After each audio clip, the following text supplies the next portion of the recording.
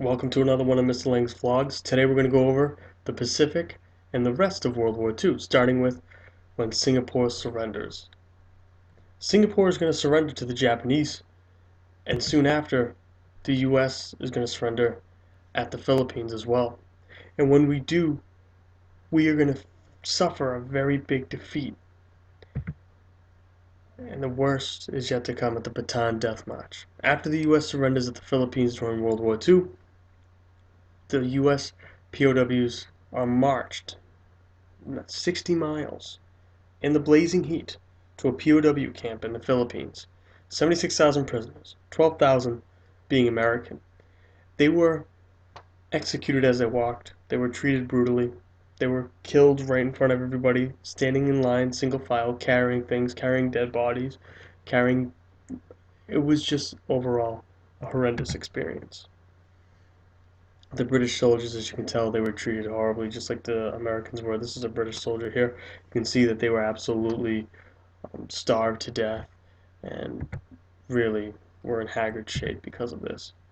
Now, the Burma Campaign, again, is through the Burma Road, and we still couldn't get a foothold in that either. And the Allied start to think, all right, we need to do something about all this. And they use the counteroffense called island hopping, where they're going to go ahead and hop from island to island to island to capture it. And when they capture it, they're going to release it back into U.S. hands for the moment, and then back into independent hands of whoever it may be. So, U.S. troops go onto Kwajalien Island, here in this island hopping campaign, and the farthest extent of Japanese conquests go to about Midway Island. And that's when we start beating them back. Okay?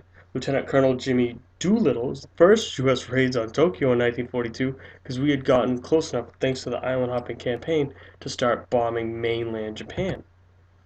We have the Battle of the Coral Sea in 1942, a naval battle, the Battle of the Midway Islands, again very pivotal because when we win that, that literally being the midway point between Pearl Harbor, the U.S., and the Japanese in the Pacific, now we have a foothold and we can continue on towards Japan. Okay, gotta love the Dr. Seuss cartoon, right? Turning the tides of the war.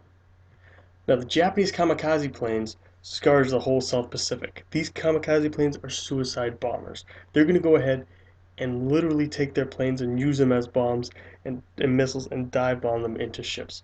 That's what they do in order to do the most amount of damage because they don't believe in surrender.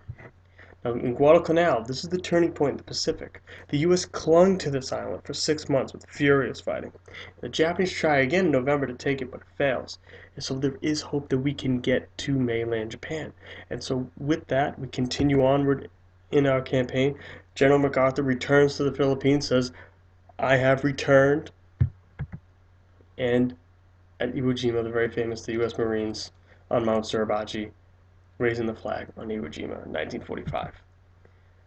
So we're getting close. It's close that we even get to the Battle of Okinawa. Now, this was the bloodiest battle in the Pacific, proved the U.S. could not invade mainland Japan because the Japanese did not believe in surrender and would fight to the last man. Now, the Japanese dug into the ground and fought to death. No prisoners, none whatsoever. And many kamikazes ensued because of this. Kamikaze being the people themselves coming with bayonets ready, charging the actual soldiers.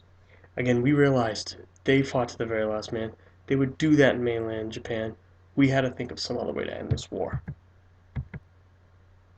We also had Japanese internment camps. The U.S. did take Japanese and rile them into camps altogether. And even though we forced them into these relocation camps, it was for the safety of the U.S. people. Again, they were treated much better than the Jewish, much better than the U.S. and British and the Japanese POW camps. However, we did rile them up to internment camps. We also have the Zoot Suit Riot here in the U.S. Again, sailors had beat Mexican Americans, and this was called the Zoot Suit Riot. It's due to a lot of the pressures that are going on in these racial prejudices. And they only were called Zoot Suits because that's what they wore, which was cool back then. So the Allies agreed they have to divide up at Potsdam. They have to divide up Germany. Since FDR is dead, they meet with Truman. And the Manhattan Project occurs. And it's been going on.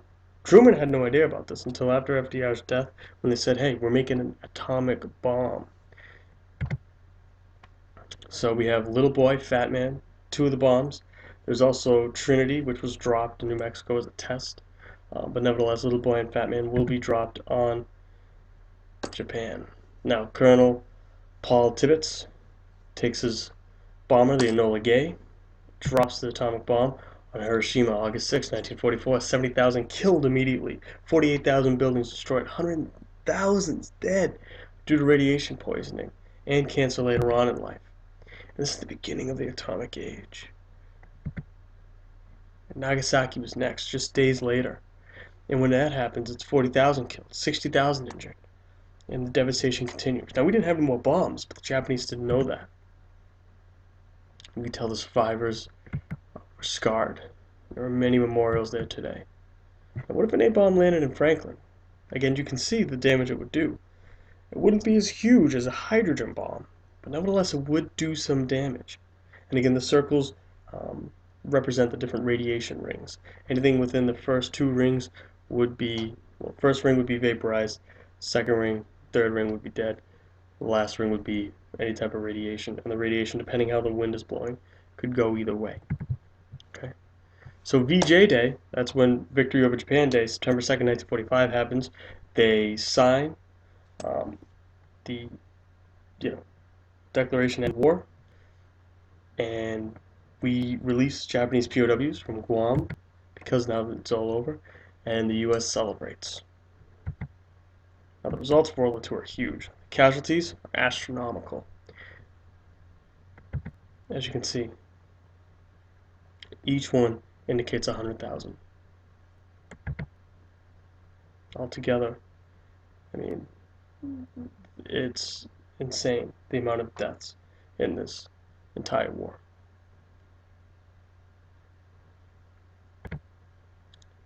And we also have massive human dislocations, people's homes, villages, towns blown up, houses nowhere to be found, got to find new places to live.